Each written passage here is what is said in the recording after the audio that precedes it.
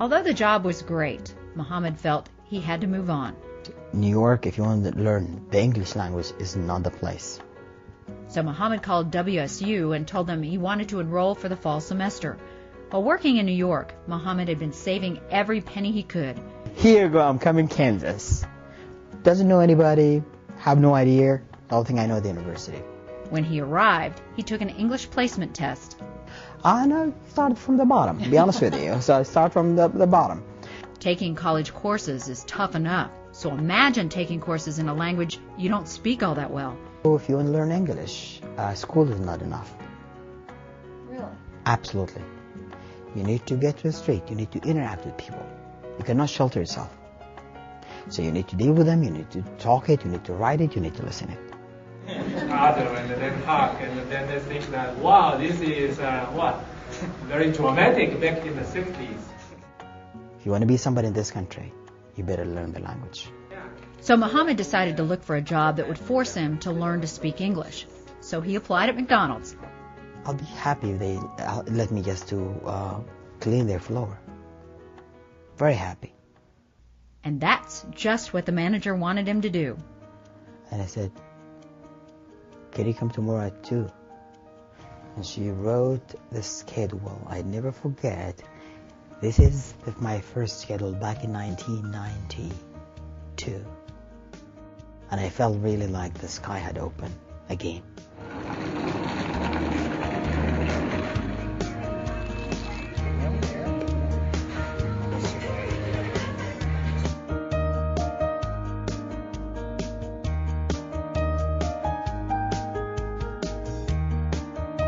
Despite the fact he spoke only broken English, McDonald's owner Beth Raper could tell Mohamad had something special. When he came over, he really didn't speak English very well at all. So what made you decide, we're going to give this guy a chance? Through McDonald's and the training system that we have, you can take anybody, and as long as they're willing to work hard and to follow the procedures, because we're very procedure oriented. So it's easy for anybody to really learn it if they're willing to try it. He couldn't speak enough English to work a register to help the customers, but he sure could clean. He took pride in mopping the floors. He took pride in cleaning the bathrooms. Everything. He would clean anything that you asked him to, and he would do it to the best of his ability. That this was not going to be Mohamad's future, but we felt that we could help him out. As all my life, I believe whenever you do, give it 100%. So I remember when I clean even the bathroom, when I clean it, they know that Mohamad did clean the bathroom. When I clean the lobby, they know. When I wipe tables, they know. And this is the way of my life. Rather than spend time only doing the jobs he was hired to do, Mohamad also took the initiative to learn some of the other positions. You never know, opportunity might come and knock on your doors. If you're not ready, it will move on. So I always ask, how you do this? So I got to learn stock, go to the freezer, bring the meat, flip the burger. That's the fun time. Even though he was still speaking in broken English at that point, within 6 months he was promoted to crew trainer. I would never forget the day they had given me a headset. My heart is pounding. Having a headset on the drive-thru and talking to people, welcome to McDonald's, how can I take an order? Even though some people gave him a hard time for the way he sounded. Because I believe if you give an opportunity, go for it. I didn't say no. I didn't say I'm scared. I said, okay. What many of us would see as a job that was beneath us, Mohamad saw as an opportunity instead. I cannot believe it. A 12-year-old farmer from Sudan in America. Conversations in English with American. As time went on, his English kept improving. So he decided it was time to get a job doing something his college degrees prepared him to do. Work in finance. So I was talking with my friends and said, what do you think, guys? I'm going to apply for bank. And they start laughing. Okay, well, come on, Mohamad, you stick with McDonald's. Once again, Mohamad refused to let anything prevent him from seeking his dream. So I started applying for 5 banks in town here. I think none of them had responded back to my applications. Rather than let that discourage him, Mohamad came up with a plan. He said, this is my strategy. I'm going to pick one bank. And I'm going to go after that bank. Never forget, every Friday, Sierra, 3 o'clock, I call the bank, Human Resources. And that bank, for the record, I can say it, it's Emprise Bank. He called Emprise so many times, he actually got to know the human resources person on a first-name basis. Hold on, please. You've been in home? Roberta, pick up the phone. I said, Roberta, how can I help you? I said, Roberta, is Mohamad. I said, Mohamad, how are you? I said, I'm doing good. So, Roberta, do you have a minute? She said, yes. Talk about persistence. This actually went on for 2 years. Finally, one day when Mohamad called, he said, Well, Roberta, I am not looking for a favor. I'm not looking for a handout. I'm looking for an opportunity. That's all I'm asking. If you have a test, if you have any qualification, give it to me.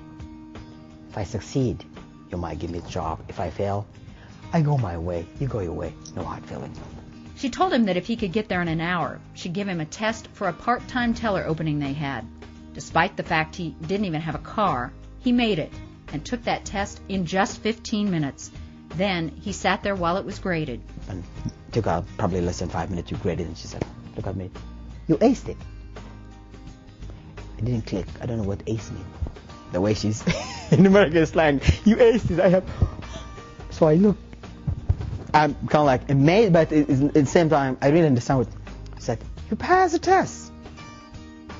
They set up his interview for 5 o'clock that night, and Sandy Smith offered him the job on the spot. And he came in, he was very enthusiastic, seems very passionate. He told me that he was wanting to get a business degree and focus on economics.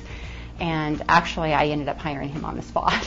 I was so impressed with his desire and just his willingness to, do a good job, and he just seemed very genuine.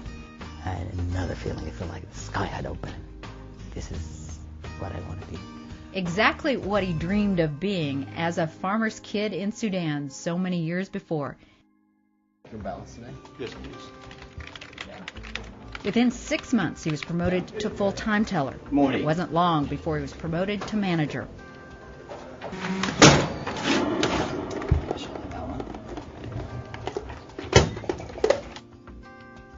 Really, patience, perseverance. When things get tough, take a deep breath.